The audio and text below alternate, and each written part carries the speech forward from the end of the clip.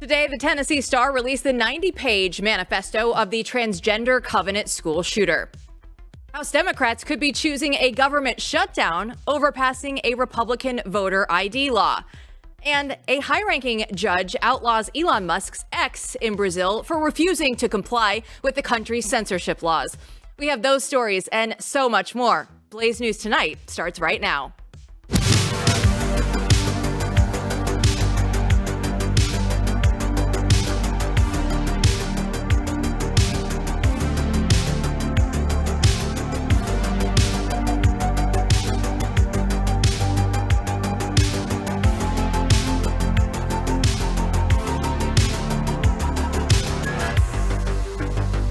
Welcome to the chaos. I'm Jill Savage. Today is Tuesday, September 3rd.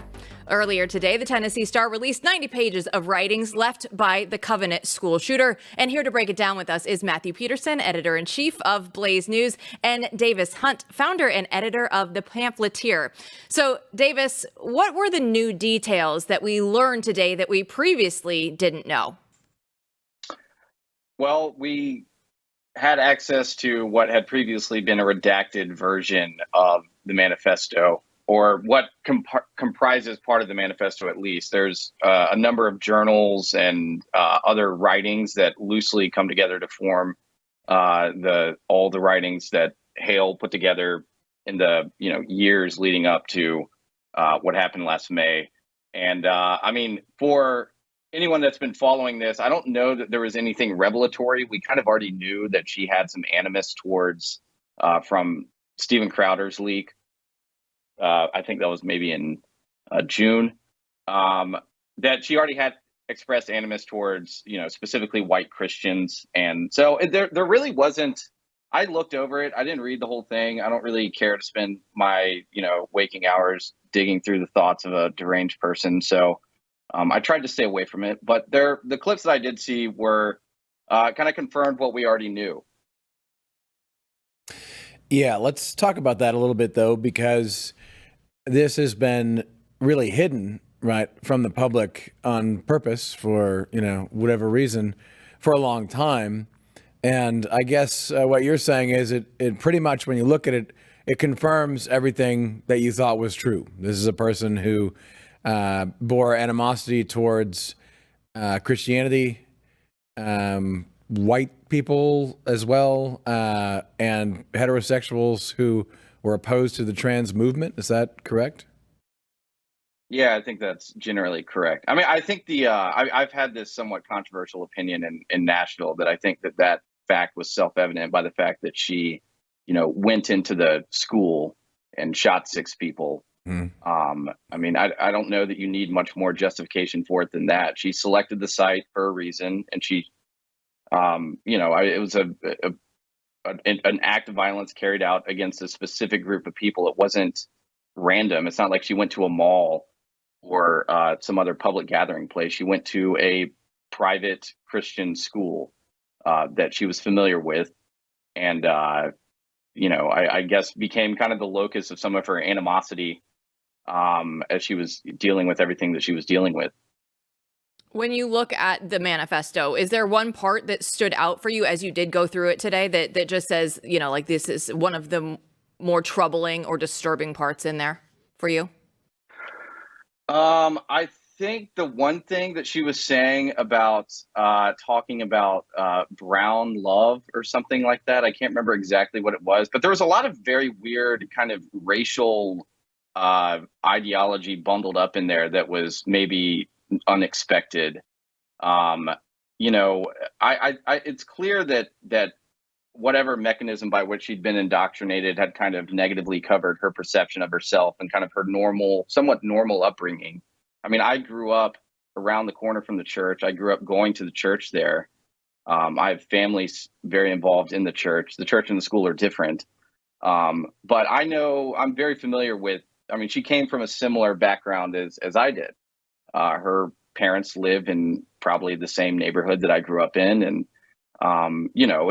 so that I think was the most kind of deranged part of it, was this kind of adulation of anything other than normal her normal white Christian upbringing.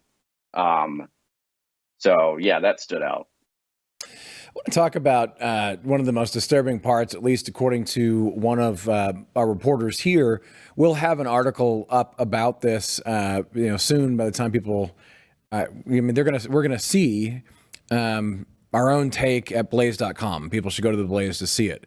And we've had an internal debate about this in terms of how much do we put out. So I'll be honest with the audience. We've had a policy for a long time not to highlight, or quote from these sorts of manifestos. And I believe that came from the Parkland era, which I think made sense at the time. I think everyone kind of felt like, yeah, we don't want to be highlighting this. I feel like the environment has changed, though. And what doesn't change, though, is that in this manifesto, maybe the most chilling part I've heard so far is not even all the crazy hatred of, her own community, but just the lack of normal human emotion, right? And the sort of like, I'm going to go kill these people and I feel nothing wrong about it. And that makes me think, what should the policy be, right, for media today? I'm curious what your thoughts about that are. Well, the Violence Project put together a pretty extensive body of research on this, and it kind of showed the common links between school shooters specifically. And I mean, the one commonality that they all have, besides the self-evident kind of mental issues that would lead one to do this, is that they all studied the actions of previous school shooters. They all draw a lot of influence from each other, and Columbine is obviously kind of the core incident that ignited all of this. But since then, they've all built on one another and kind of add their own, flourishes, I guess, on their take on it.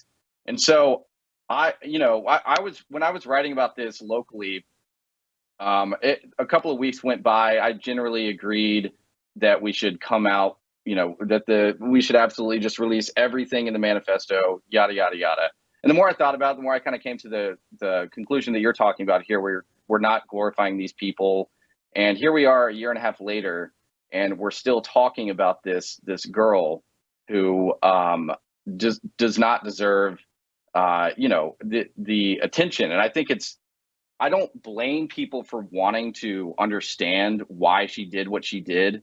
And what I've been trying to encourage people to do is to have the courage to be able to, like I said earlier, understand it's self-evident what she wanted to do and who she was targeting.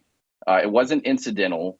It was deliberate. And we understood that the day that this happened it was attack on a church, a Christian school. And we can put all the window dressing and all that stuff, psychoanalyze her, for years, trying to get down to the real motive of it.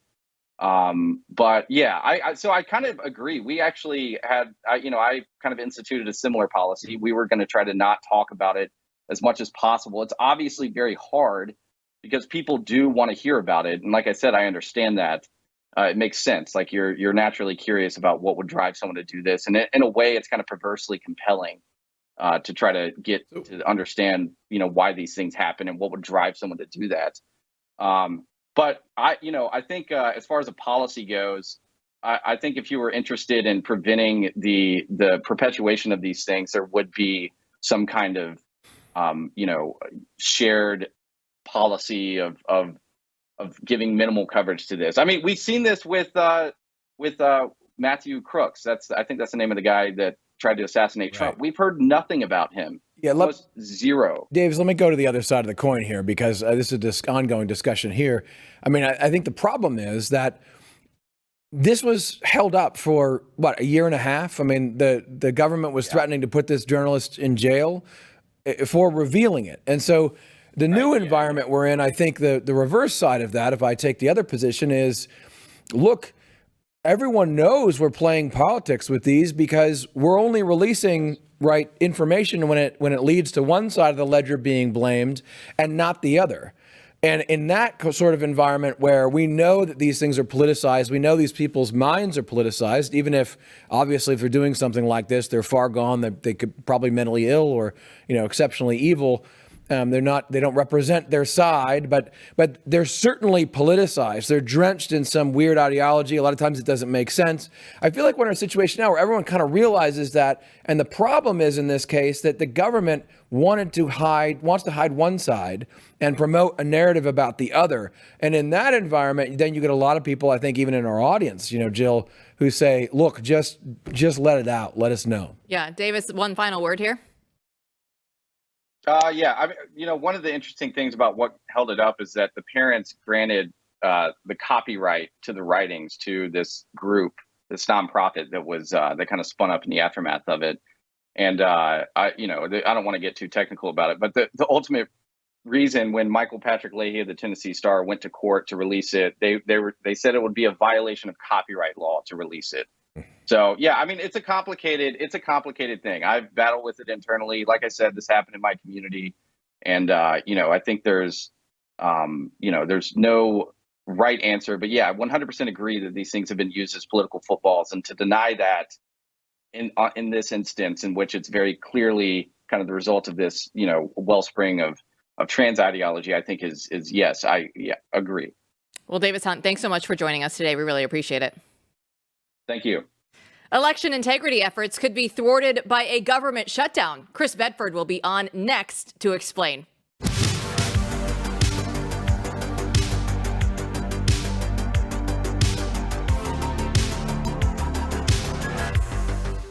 There's nothing better at the end of a long day than sitting down in your favorite easy chair with your favorite glass of whiskey. And hey, if it turns out that with every glass you're helping to support a great American cause, doesn't it make it that much better? It's time to chart your own course by going with Flying Ace whiskeys from Craft Co., inspired by generations of American aviators and proudly made right here in the United States. Flying Ace is not only making amazing whiskeys, they're also committed to supporting our brave troops and their families through their partnership with Folds of Honor. And they're providing scholarships to families of fallen soldiers or the disabled. And these scholarships allow families to begin to chart their own new course after experiencing great sacrifice. Flying Ace whiskeys are American proud because they're American made, and they're American proud because they're helping to support our heroes and their families. Don't wait around. Now, today is the day to go get your own and see what the hype is all about. Buy online at flyingacespirits.com and use code America to get free shipping. That's flyingacespirits.com, code America for free shipping. A Republican-led voting security bill could cause a government shutdown next month. The House Freedom Caucus has officially urged Speaker Johnson to attach it to the bill known as the SAVE Act to spending legislation. So Chris Bedford joins us now to discuss. So would this be a strategic move for the Republicans to attach this to the SAVE Act? I think it absolutely would be. And you can check out tomorrow morning's Beltway brief where I lay out the case in 1,000 words. But this is good messaging right here. Right now, Democrats and independents are joining Republicans in opposing illegal immigration, so much so that you see Vice President Kamala Harris talking about how she's going to finish the wall. That's a large turnaround. This is a messaging fight where they do well. And Democrats were trying to argue that this act put forward by Chip Roy and Mike Lee and talked about in this show a number of times, that it's unnecessary, that this is already illegal. And that kind of ground right there where you're arguing on technicalities of policy is ground that's usually familiar to Republican lawmakers who try to do that all the time. But it's not a winning political message. Something that the Republicans have here is one that people largely agree on. Of course, there's the difficulty you have of the press being against it. And there's, of course, a little bit of timidity by the campaign that says, hold on a second, Trump's ahead by 1 or 2 points. It looks like it's a close lead. Why upset that apple cart? But this is the kind of messaging fight that is going to force Senator Chuck Schumer, the leader of the Democrats, to put his guys into tough positions. He's going to have to push hard votes on some of his incumbents who are coming up for re-election in red states. It puts him in a very bad space. I think this is actually something Republicans could win on, and they don't do a whole lot of winning in shutdown fights. The only person, though, who seriously disagrees with that is Mitch McConnell, but he's somewhat isolated in that position. You and Senator Mike Lee are speaking the same tune because he went on X and voiced his support for the SAVE Act. He said, hats off to Speaker Johnson for attaching the SAVE Act to the September spending bill. If it's a non-starter with Democrats to deter non-citizens from voting, they're going to have to explain that. So, Chris, what are the chances that the Democrats actually explain that their motivations are to stonewall voter ID efforts?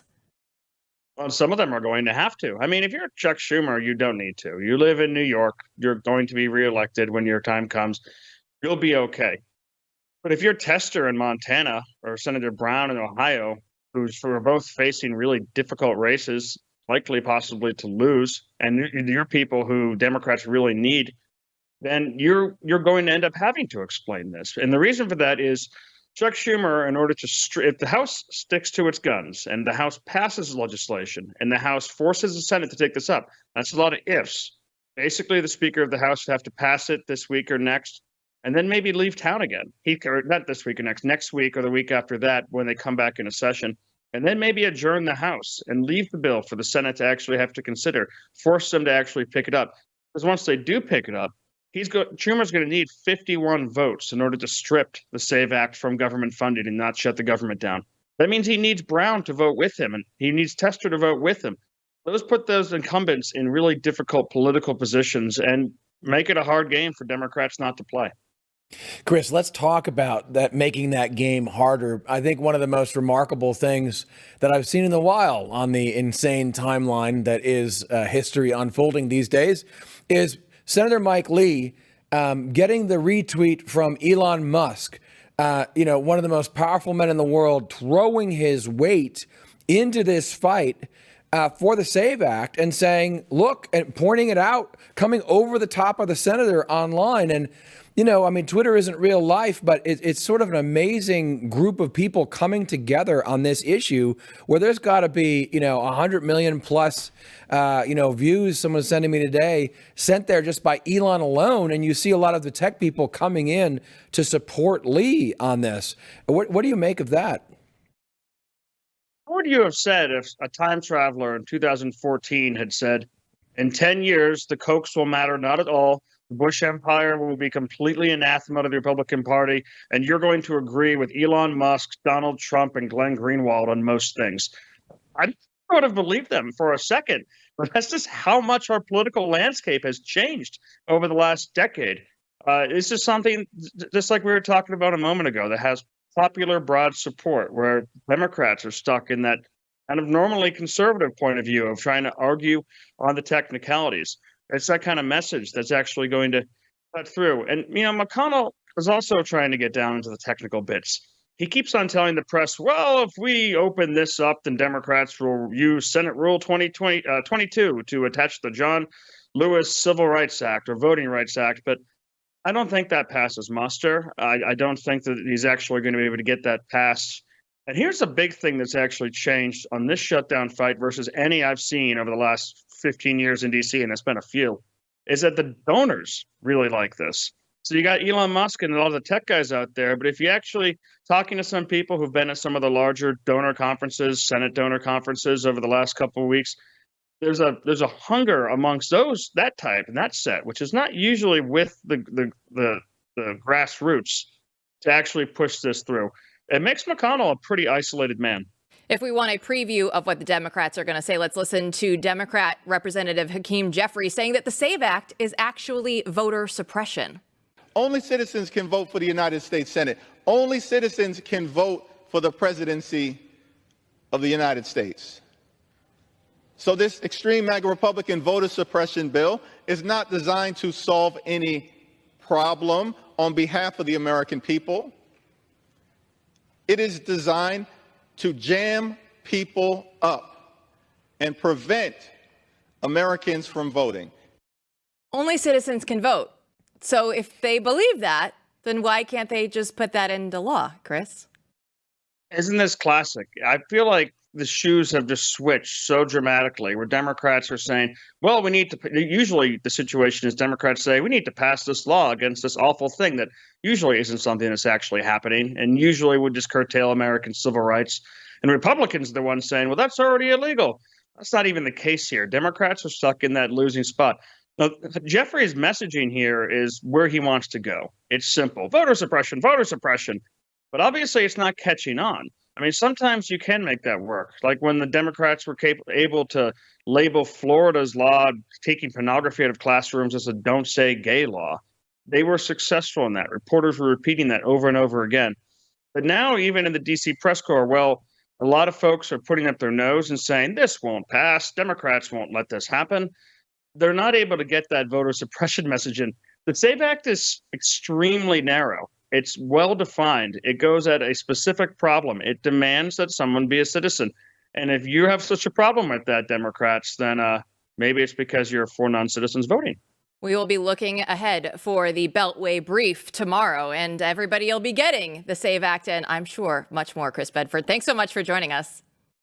Great to be here. Our next guest knows how to obtain cleaner energy than wind or solar in America. Stay right here.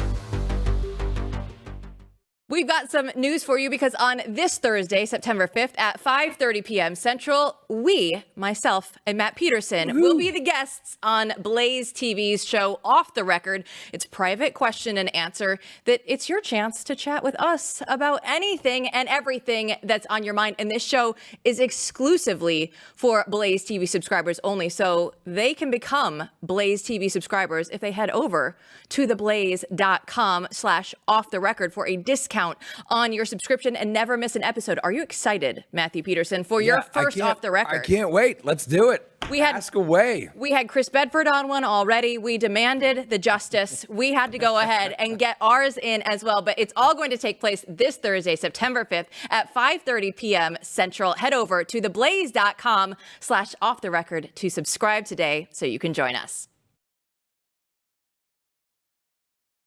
Despite flip-flopping on fracking, Kamala Harris has never backed down on her commitment to so-called clean energy. When we invest in clean energy and electric vehicles and reduce population, more of our children can breathe clean air and drink clean water.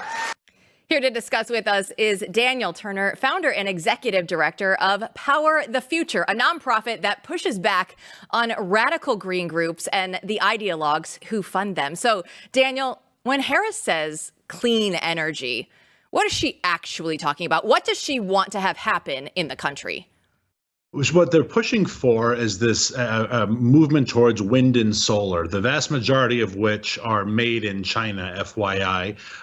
They don't necessarily work. They're incredibly expensive. But even taking a step back, phrases like green and clean and carbon neutral, these are all just made up political terms. And so I would even argue with the vice president, how do you define clean? What makes this clean? So a lot of what she says is just pure political rhetoric. Wind and solar aren't clean. They're not even really energy, quite frankly. They don't work very well. But the idea that they're clean or green is just pure made up nonsense. So there's a recent article on theblaze.com that highlights gas and nuclear energy as the most sensible energy sources for the future. So in your opinion, what's the best path forward?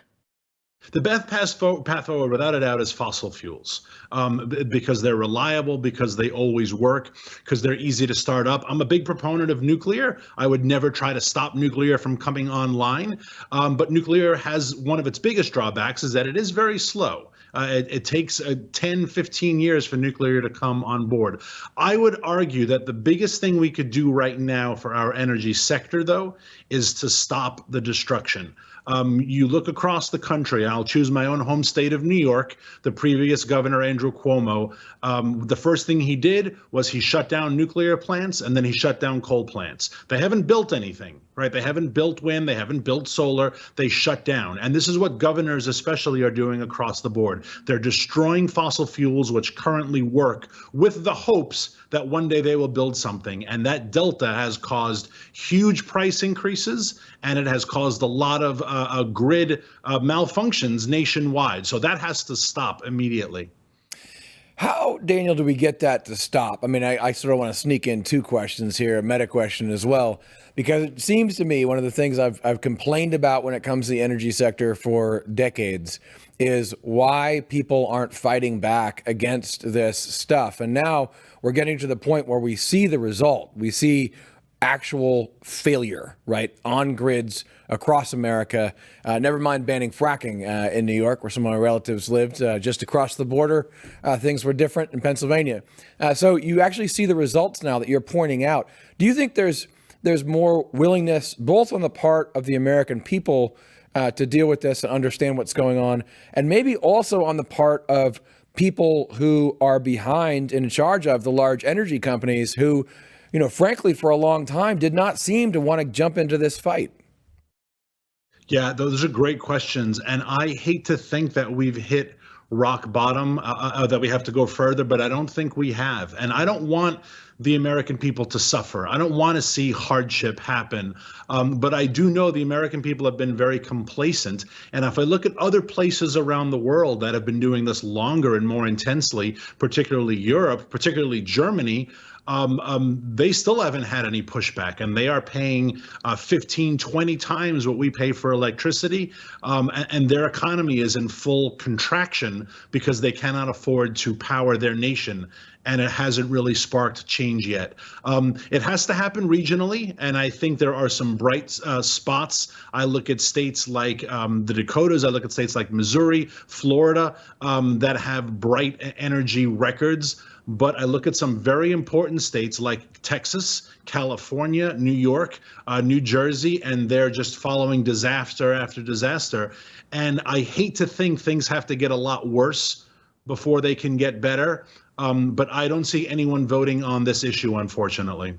Daniel, at the top of this segment, you were talking about the solar energy in particular being made in China. And I know at one point it was about 80% of solar energy that was made over there. So what are the implications of that to have, you know, it's all our prescriptions are over there. Our solar energy is coming from over there. Everything now seemingly is coming from China. So what does that mean for us as we go to the future?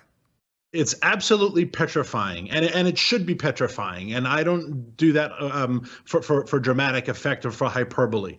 The fact that so much of our vital economy is made in China should scare us. It hasn't scared us into changing it yet, but it should. And when it comes to the solar issue in particular, there are a couple of reasons why it's made in China. First and foremost, labor costs and environmental costs. It's very cheap to hire 9-year-old girls to make these products, and that is what they do. The majority of the solar industry is made with child and slave labor, and that's just an absolute fact.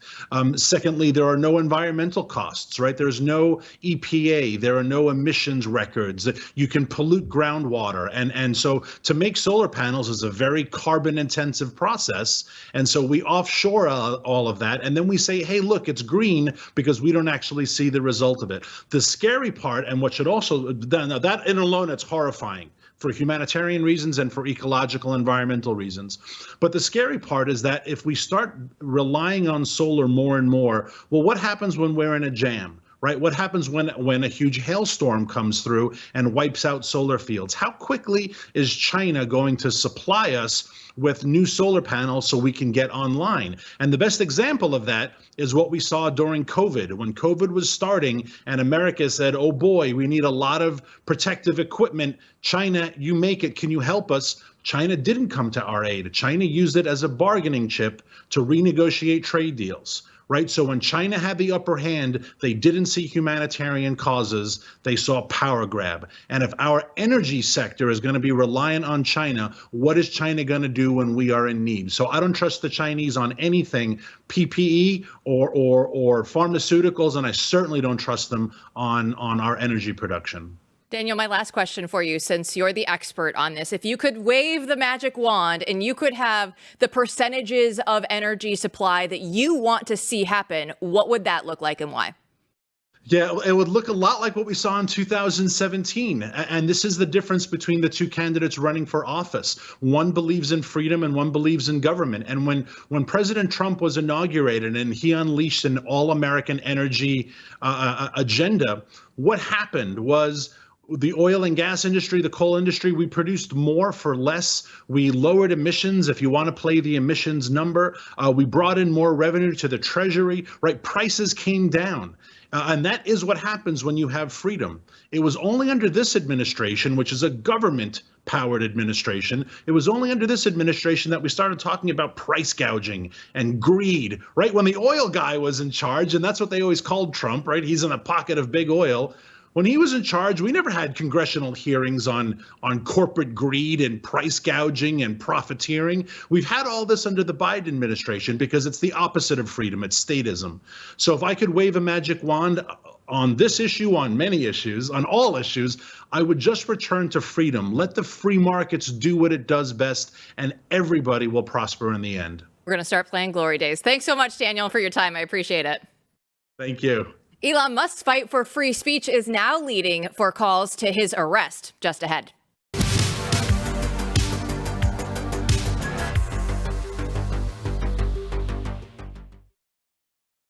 A judge on Brazil's Superior Electoral Court recently banned the platform X for operating in the country. X said in a statement that it's being punished for refusing to comply with the judge's illegal orders to censor his political opponents. So here to join us is Preston Byrne, tech lawyer and senior fellow at the Adam Smith Institute. So Preston, what's been the reaction to Brazil banning X so far? Depends really on who you talk to. If you talk to people on the center left or European regulators or Brazilian regulators for that matter, they tend to celebrate this because they think that Elon and X has been problematic for global discourse, and they want people who are speaking on X to be quiet. If you tend to talk to people who are more on the libertarian axis, they're unhappy with it because it's certainly an interesting and novel development to see people in the United States cheering on censorship when traditionally the United States has been the home of free speech for the world. Preston, so you wrote today, people can find it at theblaze.com/return, this piece about the globalist push to arrest Elon Musk. Can you just lay out, who is trying to arrest him and why? I'm not sure they're trying to arrest him. Well, at least anyone in positions of power is trying to arrest him. And also the term globalist, I will add, was a term that the Blaze added rather than myself. I had a rather different title. But what I'll say is there are individuals. Editors, exactly. I like my editor a lot, but he's given plenty of creative license. So what I'd say is that the individuals who tend to be writing tend to be the commentariat. They're not people who are part of the regulatory apparatus. They don't have a really firm hold or understanding on social media law in the United States.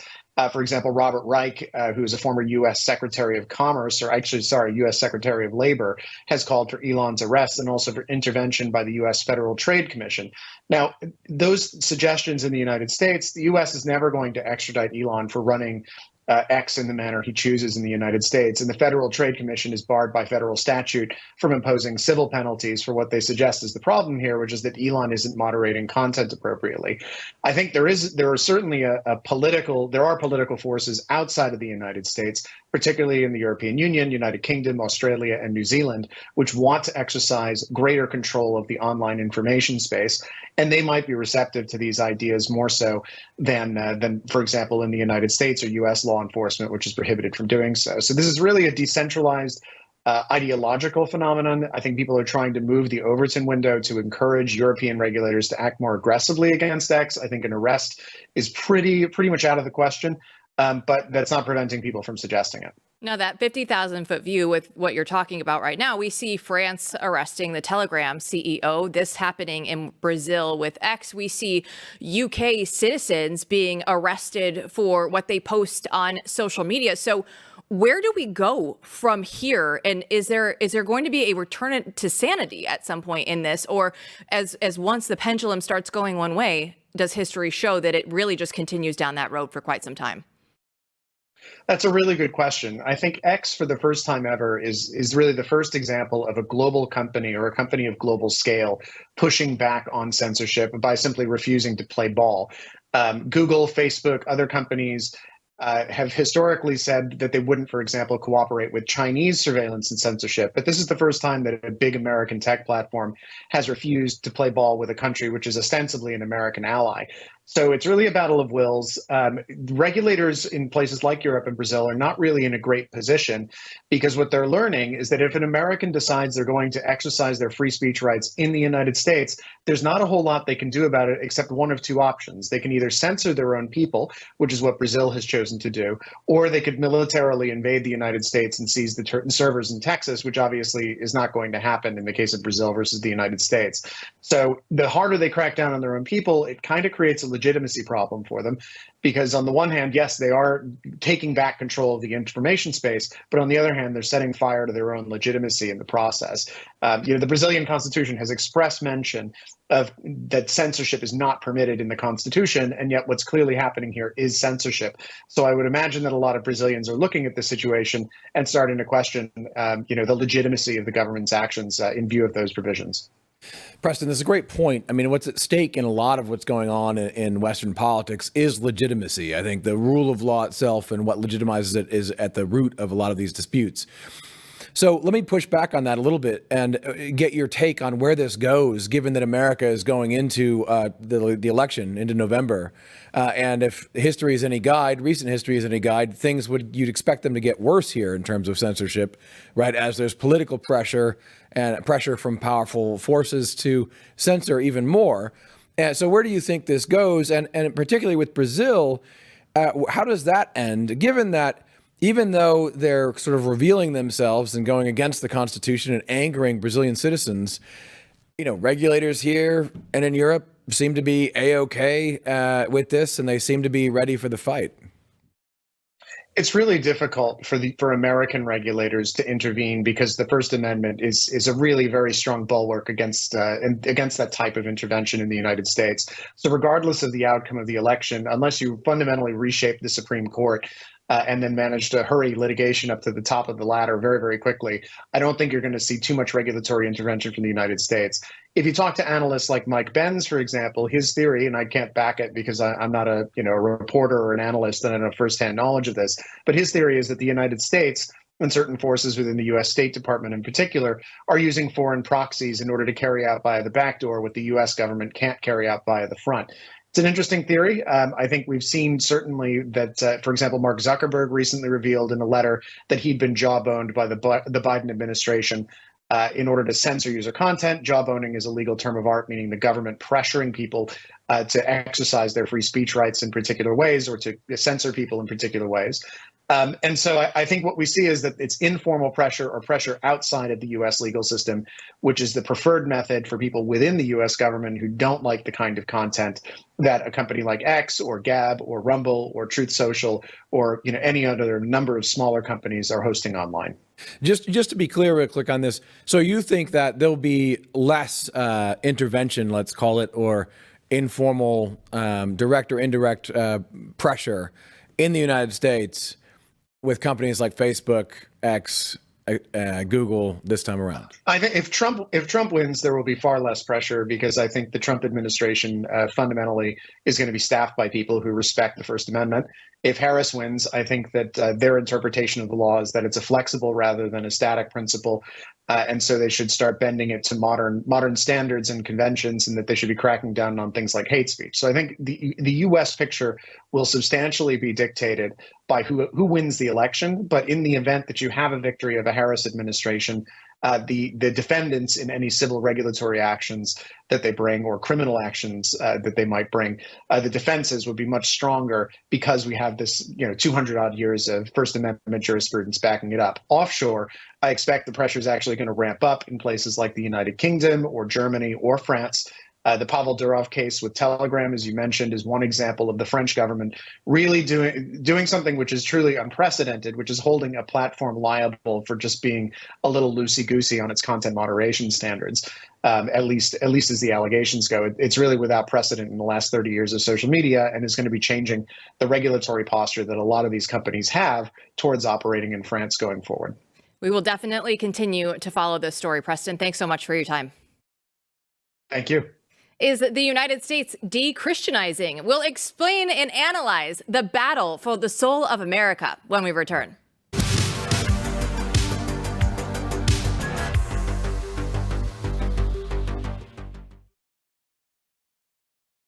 America is on a fast track of de-Christianization. So what does that mean for the future of our country?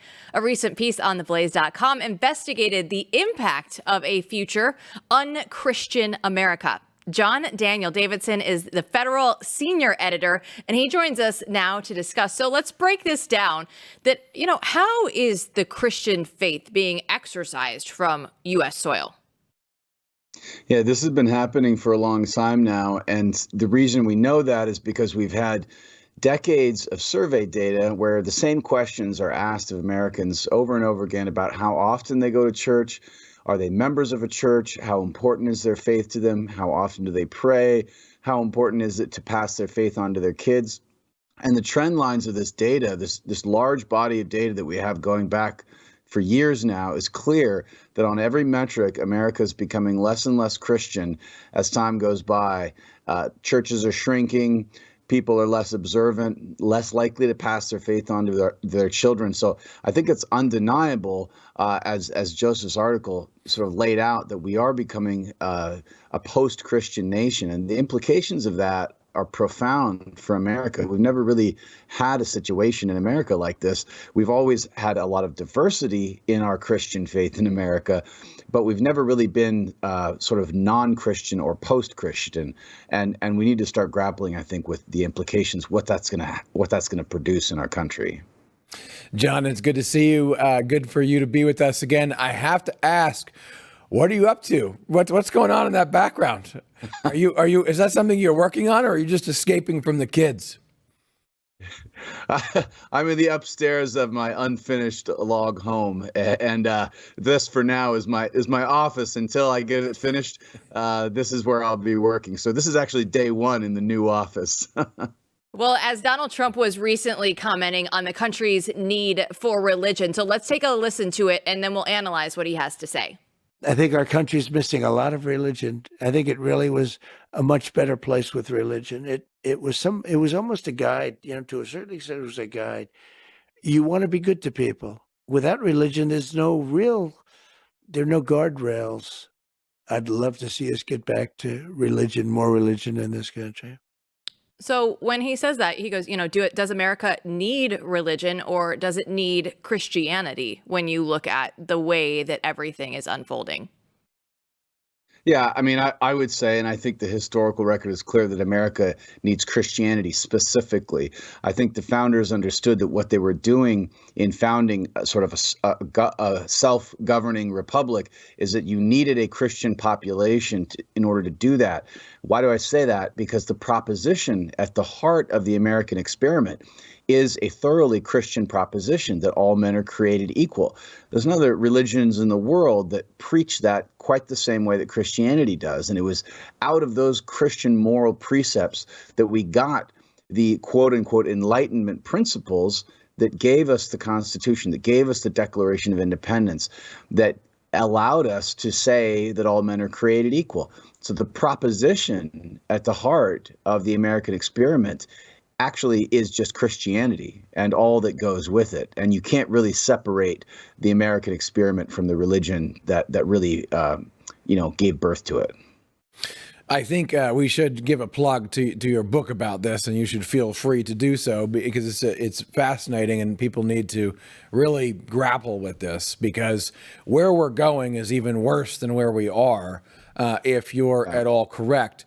And I think everyone does. A lot of people in the audience do recognize that, if we keep going down this route, we'll be going down a very bad path. Could you talk about potentially any kind of renaissance or turn, back, any kind of grounds for hope? Yeah, of course. And the book, my book that you mentioned is called Pagan America, and it's about what happens to America as we shed the Christianity that has always been the bedrock of our American civilization. The grounds for hope are that there's going to be a significant portion of the country that does turn back to religion, and you're starting to see that already. This era in the middle of the last 20th century where we all kind of thought the future was going to be the secular, materialist, atheist, liberal utopia, that hasn't turned out that way at all. People, need more. Man is a religious creature, and every culture has a throne. Something's going to sit on it. Bob Dylan said, you got to serve somebody, and he was right.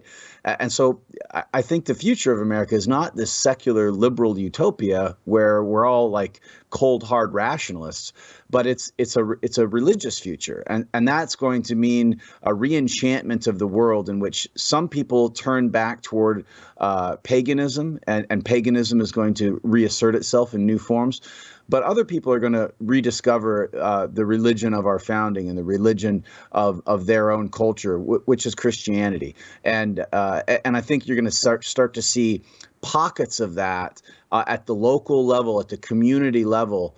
And you already can see this around the country of people moving, they're uprooting their families and moving across the country to be part of religious Christian communities that are thick communities that really practice the Christian moral virtues. And I think in that there's reason for hope. Thanks, John. I mean, I hope everyone goes to the Blaze and reads this article about the de-Christianization of America. And I hope that we continue to see the progress made and talk more about what you're doing to this house. So that's a whole different episode, but sure. Absolutely. Thanks so much for joining us, John. Hey, thanks for having me. Peterson, this is such an important topic and one that we discuss a lot on the Blaze as a whole, but the first time here for Blaze News tonight. Yeah, I think it's interesting what he said. I think people should realize, even if you're Christian, not Christian, maybe you don't believe in what he's saying about religion, you should at least acknowledge that the American founders were very clear about this. Even the ones who weren't as religious, they all thought that you needed Christianity in order to have the republic, and that you really couldn't have it without Christianity. And so you may not agree with that, but that's a blunt fact that the people who built this country absolutely believed. And one other thing that I wanted to discuss with you before we left here in today's show, when we had Preston Byrne on, we were talking about Elon Musk and X and Brazil. And I think it's interesting because the NFL, the Packers and Eagles, are going to be playing a game in Brazil. Now, isn't it interesting that we had to move the MLB All-Star game out of Georgia because of election integrity laws? But now they can still just go play an NFL game in Brazil. And is anybody actually going to be talking about this? I mean, yeah, exactly. It's such a great point because here you have one of the greatest American entrepreneurs and industrialists that has ever lived in Elon Musk buying a company for the sake of free speech, and a large nation that's purportedly our ally saying, no, you can't have free speech here, and there's not a dang thing that anyone here is going to do about it. The NFL is way too scared to even they wouldn't even think of it. No, and the NBA loves China still. It's a whole thing that they have with the pro sports leagues. But if you want to ask us questions like these, be sure to join us on Thursday night. Matthew Peterson and myself are going to have our very first off the record. So it's for Blaze TV subscribers only. Peterson. I want hard questions. Like, think of some hard questions. Bring it. I love that. It's going to be fun. He'll get his voice back. I'll make sure of it by then. But Thursday night, 5:30 p.m. Central, right here on Blaze TV. And make sure that you subscribe to the podcast on your favorite podcast platform. Don't forget to rate and review the show. It helps everybody else find it as well. We'll be back with more tomorrow night.